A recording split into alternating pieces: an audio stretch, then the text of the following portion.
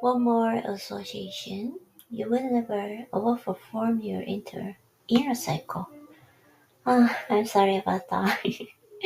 You will never outperform your inner circle. That's for human relationship. That's what the title is. One more association. When you fine tune your associations, you allow yourself to transform your actions and radically enhance your results. You could be one association away from changing your entire life. Oh, you could be one association away from changing your entire life, of course. As a one more thinker, you have an obligation to keep refining your peer group of friends and the family members so they add value to your thoughts, goals, standards, and outcomes. One of the most powerful dynamics in the world is too productive and believable in ways your peer group expects of you. The bottom line is this: you may need to either change or expand who you associate with, because who you allow into your inner circle is critical, and you must cultivate and invest in these people as means of investing in yourself. Your relationships don't define you. Your relationships directly impact how you function in the world. Since the way you were born, you were bonded with other humans. Your caregivers are immediate family were your entire world early on. As you grow, friends, others with a shared interest, and your work associates will become your focus. You have been defined by all these relationships throughout your entire life. Some have added tremendous value, others have been a big waste of time. Your associations binds you to the world. You are not an island. Instead, you are part of your interlocking web of humanity that shapes your identity based on your associations. It follows that the people you spend the most time with are the people who will influence you the most. While you have some say over your relationships with your blood relatives, you can't change your DNA. You can choose to limit how you interact with family members who are toxic, overbearing, or naysayers. Unfortunately, family relationships are complicated, so for the purpose of one more thinker, focus on the relationships you have a lot more control over your peer group. Your peer group is the most potent force and influencing agent in your world. You must place the utmost care as to who you let into this group. To succeed in life, your peer group's standards must align with your own. Their standards must become yours, and vice versa. William J. H. Whitaker said, "A man is judged by the company he keeps, and the company is judged by the man it keeps, and the people of the democratic nations are judged by the type and the caliber of officers they elect. Be prudent in the company you keep. Like you and I, you are the sum of your relationships, and you're judged for it. Your relationships are a big part of how the world sees you. They can either work in your favor or against you. If you are not getting all the results you want in life, take a look at your causal relationships. You may discover a relationship has grown stale. You have changed. The other person has changed. Our time and distance mean the bond is no longer strong enough to benefit you. When this happens, it's a time for one more thinkers to consider the possibility of adding new and different associations into their lives. Your relationships are a bullseye. Think of your relationships as a series of concentric circles, much like a bullseye. Each circular space represents different intimacy levels of the people you encounter in your life. The closer you get to the center of a circle, the closer you get to the people who you connect with on the deeper and the more profound level. For example, the circle's outermost ring is filled with the strangers you meet daily. It could be the people sitting at the next table over in a sports bar watching the same game as you, or a business prospect who calls you to find out more regarding your goods and services. These strangers constantly making appearances in your life, and then they disappear, never to be seen and heard from again.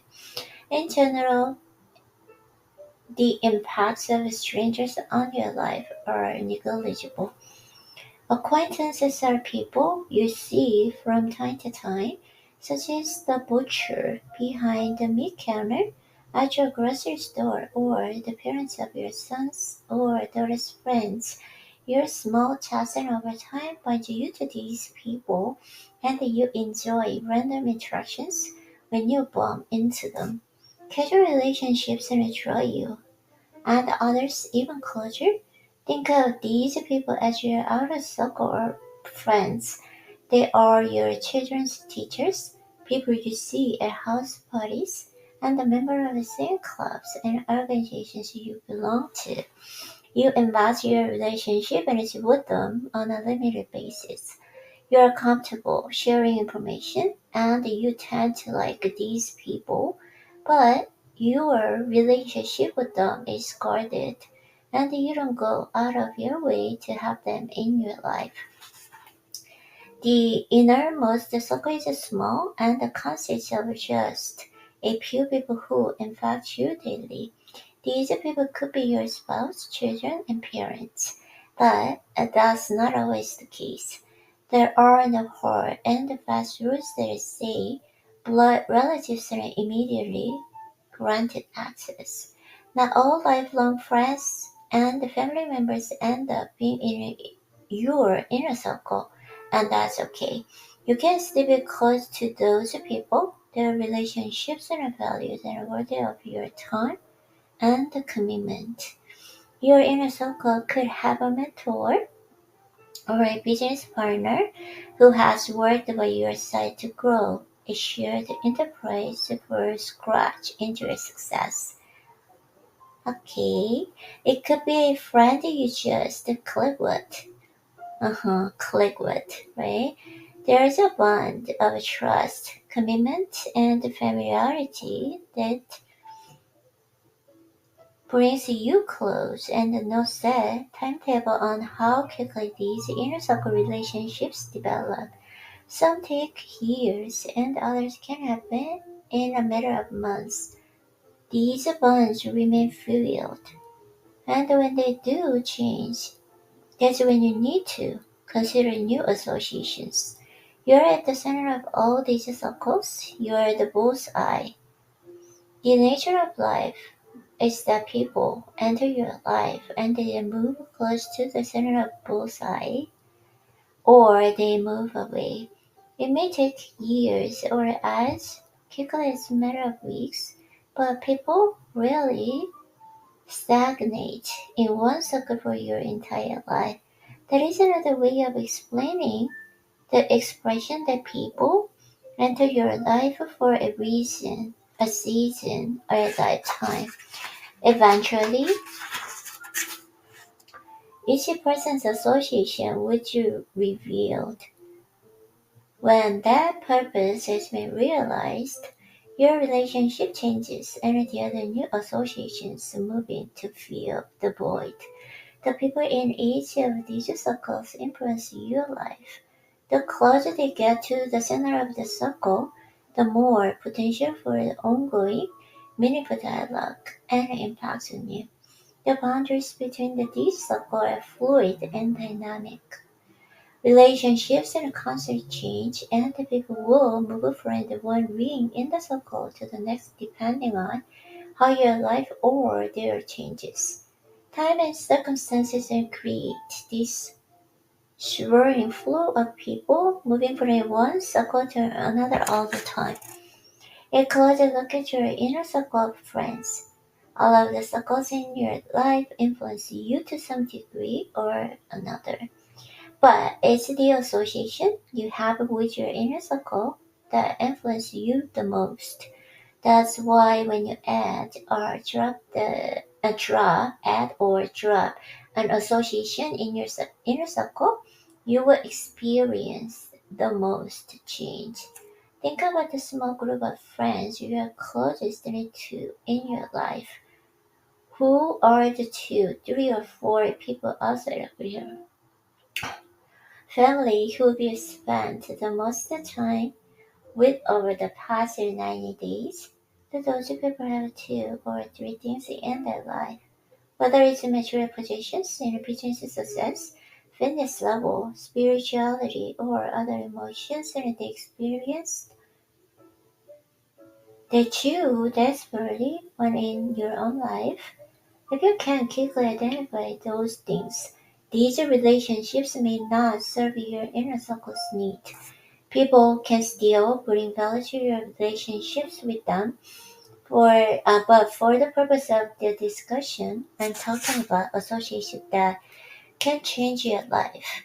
If they don't have anything in their life that you don't have but want, it's time to re-evaluate whether you should seek other associations to meet your needs. Conversely, if these people have things in their lives you desperately don't want, such as being broke, unfit, constantly angry, lazy, and so forth, then you need to evaluate your proximity to them immediately. Even if they love you and you love them back, you still need to access your proximity to them because what they have still influences what you will get. It's an ongoing process of adding people to your life who have the things you want the most. That's how it works. Proximity to people causes familiarity, and our brains move for this familiarity. Quality over quantity is essential as well. Even a small account of time spent with the right couple of people can make a large difference. You learn on and learn from each other. You laugh and more with them and feel what they feel. They are genuinely happy for your successes and you're just delighted with theirs. There is a reflected glory when one of your closest friends succeeds because you feel like you're succeeding too. Yeah, exactly, right? Think of some of the synergies. Oh, synergies. Okay, think of some of the synergies growing out of the famous inner circle friendships. Steve Jobs and Steve Wozniak, Tina Fey and Amy Fulfia, Warren Buffett and Charlie Munger, Ice Cube, Dr. Dre, and NWA. I don't know. Oprah Winfrey and Gayle King. The list is endless. Great art or accomplishments of any kinds of often a single person's vision, but realized with the help of inner circle of friends who bring that passion to life. Think about bands like Foo Fighters, Imagine Dragons. Okay, when you and your inner circle are in alignment, all of your lives flow. Yeah, Loja lighter. Your confidence radiance. You're blissful. You radiate these positive things out to all parts of your life and the lives of others. Sometimes, though, your inner circle no longer adds your value need.